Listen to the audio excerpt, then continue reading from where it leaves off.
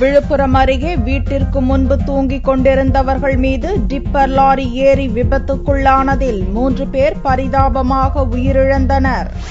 விழுப்புரம் மாவட்டம் கொல்லியங்குளம் பகுதியைச் சேர்ந்தவர் ஏழுமலை. இவருடைய வீட்டிற்கு முன்பு வழக்கம் போன்று வெள்ளியன்று மனைவி கோவிந்தம்மாள், 3 குழந்தைகள், தந்தை ஹரிகிருஷ்ணன் மற்றும் உறவினர்கள் தூங்கியுள்ளனர். இந்நிலையில் சனிக்கிழமையன்று அதிகாலை அந்த பகுதி வழியாக வந்த டிப்பர் லாரி ஒன்று கட்டுப்பாட்டை இழந்து தூங்கிக் கொண்டிருந்தவர்கள் மீது ஏறி விபத்துக்குள்ளானது. இந்த விபத்தில் ஏழுமலையின் மகன் ஸ்ரீதர், சகோதரியின் மகன் தினாய் ஆகியோர் சம்பவ இடத்திலேயே பரிதாபமாக உயிரிழந்தனர்.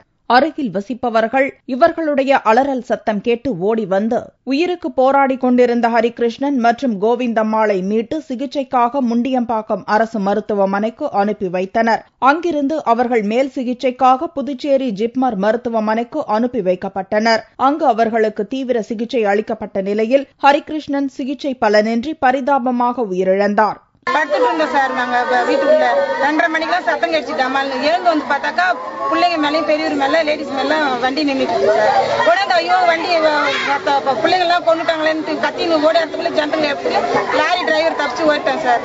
ஓடிட்டான்னு சொல்லிட்டு போலீஸ் ஸ்டேஷன்ல போய் கம்ப்ளைண்ட் கொடுக்க போனா போலீஸ்காரங்க இங்க வரவே இல்லை. வந்து இப்போ என்ன எதுன்னு கேட்கவே இல்லை சார். இந்த சம்பவம் குறித்து மயிலம் போலீசார் வழக்கு பதிவு செய்து விசாரணை மேற்கொண்டுள்ளனர். தப்பியோடியுள்ள டிப்பர் லாரி டிரைவரை போலீசார் தீவிரமாக தேடி வருகின்றனர்.